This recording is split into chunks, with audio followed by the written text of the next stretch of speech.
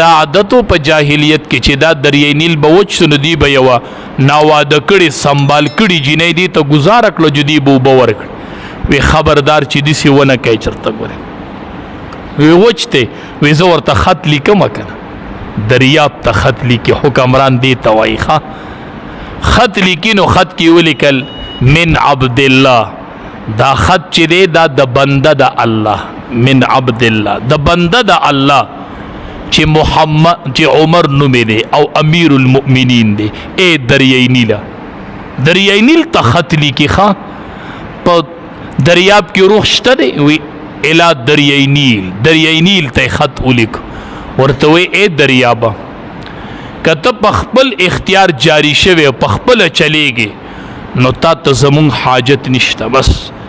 او ان کان الواحد القهار که د هغې ذات د طرف نه چې هغه واحد دی او قهار دی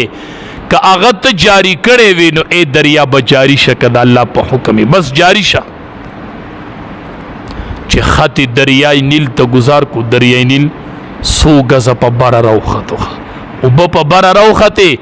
څومره زمانه تېره شوله نن هم لا د دریای نیل په اوبو کې کمی نه دی راغلی چې یو خط ورته گزار کړی ښه عادل حکمران دی ته وایي ښه انصاف دی ته وایي دا عادل حکمران و چې ځمکې لیدلی او صحابي وی ما ورته کتل چې یو ورځې تقریر کوم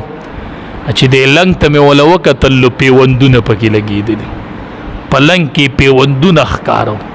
پیوندونه په لنګ کې لګېدلي او ولاړو موږ ته تقریر کوو مې پیوندونه د لنګ ولیدل داسې وخت